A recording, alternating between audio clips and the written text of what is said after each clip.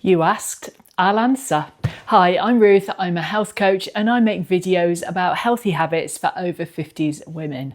And this is my first Q&A after asking for questions on my community post. I'm also still sitting on the floor leaning against my sofa because I'm servant to a tiny dog, and if you hear any scuffling in the background, that's him murdering Winnie the Pooh.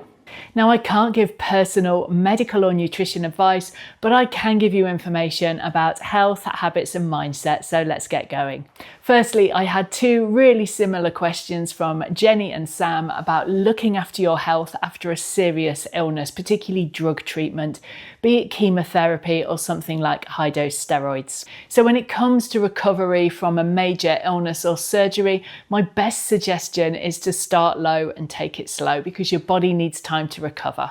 Now, in terms of food, number one, are you getting enough food? Are you getting enough calories in to help repair your body? So honestly, if you don't feel like eating much, start with the food you enjoy because some food is better than no food.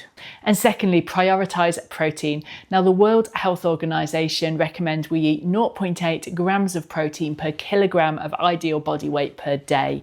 But most experts these days recommend that over 50-year-old women, we aim for something around 1 to 1.2 grams instead. And your body needs protein to heal. And make sure you're getting plenty of vegetables and some fruit. And if you don't feel like shopping, frozen is just as good as fresh. And if cooking feels like a chore, well, cancer charities recommend batch cooking a big pot of something like a bolognese sauce to eat with a whole meal or legume like lentil pasta.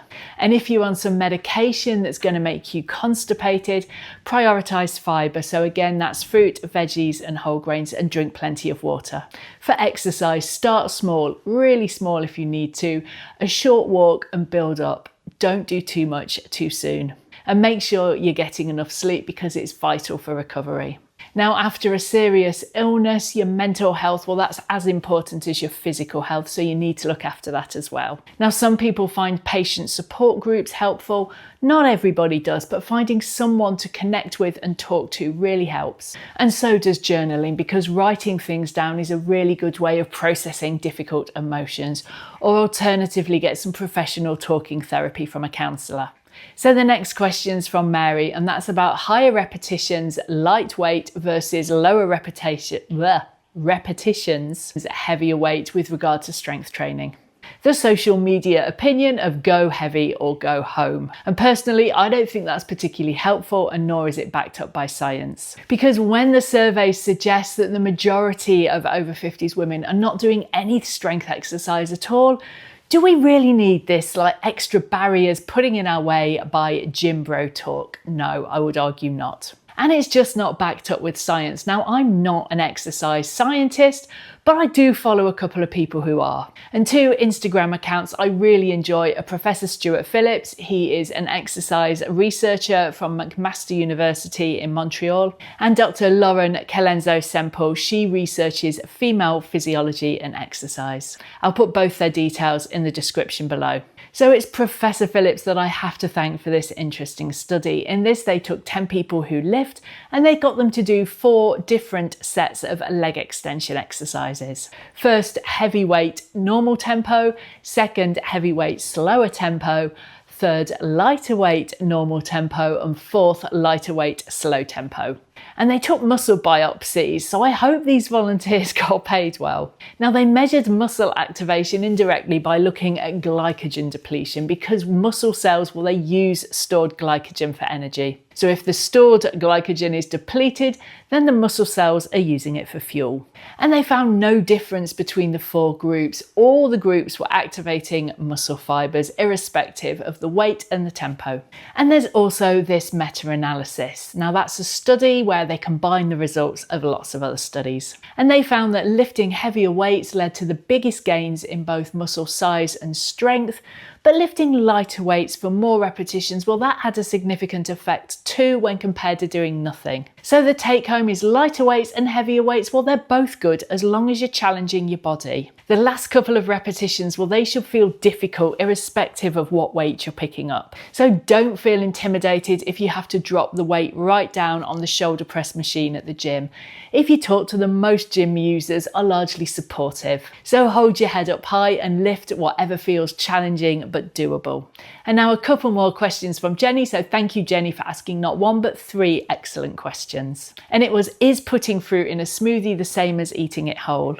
And if you look into the published science, this one's interesting and it wasn't the answer I was expecting. Now, conventional wisdom says that the whole fruit is better, and this is due to something called the food matrix. Now, this is the physical structure of food, so how it's held together, and this determines how it's ingested and digested. And it's why we can't compare the naturally occurring sugars in the apple with the added sugars of a donut. And that's because in the apple, there is a food matrix with fibre and everything's held together, and that slows down digestion. So the thought goes that by blending the fruit, you're breaking down some of this food matrix and you're altering how the food is digested. Now we know that fruit juices, well, they release their sugar a lot quicker. So they have a higher glycemic index. So apple juice is going to lead to a shorter and larger rise in blood sugar compared to a whole apple, with apple puree lying somewhere between the two. And this was shown in experiments dating back to the 70s. But more recently, there were a couple of studies where the blood sugar response was actually lower in the blended fruit in the smoothie. And of note, when you look at the specific fruits, one used raspberries, the other used a mixture of apple and blackberries. So what's going on? Well, the researchers thought that it might be that the blending process is releasing some fibre from those tiny little seeds that you get in berries. So that was altering and slowing down digestion. And we also know that we find whole foods more satisfying than blended or liquidized foods. And that's because you've got to get a bit of work in, you've got to do some chewing, and that makes us find the food more satisfying. So obviously the concern is that by blending food, you're more likely to overeat. So the take home here is smoothies are fine, just try and get some stuff in there that's going to make it thicker and more satisfying as a meal. So some protein, for example, some Greek yogurt, or some fibre, put in some flaxseed or some chia seeds, something to give it a bit of oomph, and go easy on the fruit juice. Next, what do I think about intermittent fasting? And I'm slightly being put off because I've just had a puppy crawl into my lap. Here he is. Now, my personal view is the best diet is the one you can stick to. And in this context, I'm using diet for what you eat, not necessarily weight loss. And time again in my clients, I see a history of yo-yo dieting. They have a perception that a diet has worked because the weight's come off, but then it goes back on again and more so. So in my opinion, this is the very definition of the diet not working, because if it worked, you wouldn't have put the weight back on. And this is precisely why it's sometimes good to focus on health than a number on a scale. And at our age, a healthy diet, well, it's got to be for the next 30 years, not the next 30 days. It has to be sustainable because we've got to look after this body for the long haul. So my answer is, if intermittent fasting works for you, fantastic, but it's not for everyone. So let's just roll back slightly and discuss what it is. So intermittent fasting is having some days where you don't eat, so fast in between days where you eat your normal diet. And the two most studied patterns are something called alternative day fasting, or ADF, and the other is the 5-2 diet, as popularized by the late Michael Mosley. And this is a modified fast where some calories are eaten on the fasting days, but typically a low number like 800. And for context, for my height, weight, age and activity level, I should be eating around 2,100 calories a day. So in terms of how it works, well, it's a method of calorie restriction. So if I eat my normal food intake of 2,100 calories for 5 days a week and 800 for the other 2, that equals, she says, looking down at her notes and listening to the scuffling dog trying to chew a cushion, 12,100 calories in a week, where if I'd eaten my normal diet every day, that would have been 14,700. So that's a deficit of 2,600 calories over the course of the week. So I could have achieved the same thing by just eating 370 calories less on each day. Now, time restricted eating, that's slightly different. That's putting all your calories into a small window of time each day. The most extreme that I've seen being 18-6, where you eat everything in a 6-hour period. Other options being 16-8 and 14-10. But it still works by reducing the number of calories you eat in a day, because typically you're eating 2 meals, not 3. And the trials show that over the long term, there's not much difference in the amount of weight lost on diets using either intermittent fasting or time restricted eating and a daily calorie deficit. Now, there is some evidence that intermittent fasting might improve insulin sensitivity because of that metabolic switch from utilizing glucose as a fuel to fat. But we know that weight loss per se, well, that also improves insulin sensitivity. Now, some people find intermittent fasting really easy to integrate into their lives. My husband does. He's been doing it earlier this year. He's lost 10 kilograms.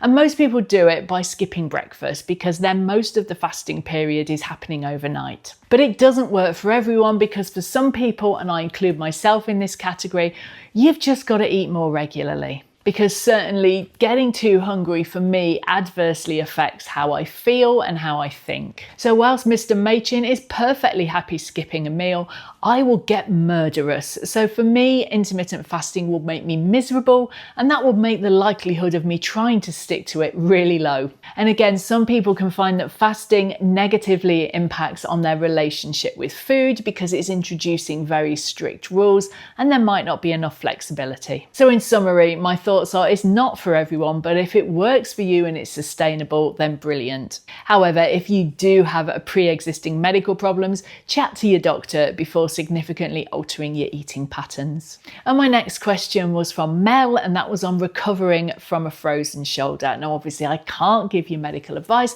but I can tell you what worked for me. Now, I developed a frozen shoulder just after my 50th birthday in some kind of dubious welcome to this decade gift. It was bloody painful. I couldn't lift my arms to wash my hair, and I once got stuck in a sports bra and had to be rescued by Mr. Machin. Yes, he laughed. So what helped me was getting in to see a physiotherapist or physical therapist if you're in the US or Canada, and getting in to see one and getting some exercises to help mobilize the joint. And my physio recommended getting a steroid injection because this has been shown to speed up recovery, and recovery from frozen shoulder can take up to 18 months. And frankly, I didn't want to wait that long because it was bloody painful, so I got the steroid injection. And they also injected sterile saline into the shoulder capsule at the same time, which was deeply unpleasant, but it did the job. And the whole thing gave me enough pain relief in that I could start doing the exercises and I got mobility back, and basically I've got my full range of motion back now. Okay, next question from Jingulu, getting out of fight or flight mode. So fight or flight, this refers to your autonomic nervous system. That's the bit of your nervous system that's not under your conscious control, as opposed to, say, the nerves controlling your leg muscles. And it's got two parts. So firstly, the sympathetic nervous system, that's your fight or flight reaction. That's where the stress hormones, adrenaline and cortisol get released, and they're designed to send blood to your muscles and your brain so you can think and you can fight. And they also release glucose for your muscles to use as fuel. Now, the parasympathetic system, that just calms everything down again after the stress has passed and redirects blood to the bits of the body that it had decided were less important, like the gut. Hence, its nickname is the rest and digest system. Now, stress hormones, they're controlled by something called the HPA axis, hypothalamus, pituitary, adrenal.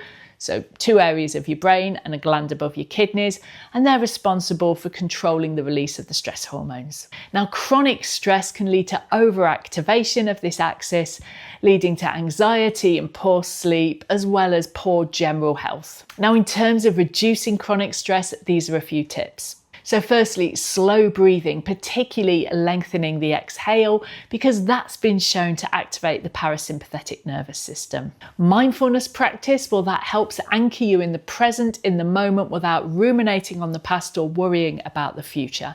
And you can find some free mindfulness meditations at mindful.org. I'll put the link below.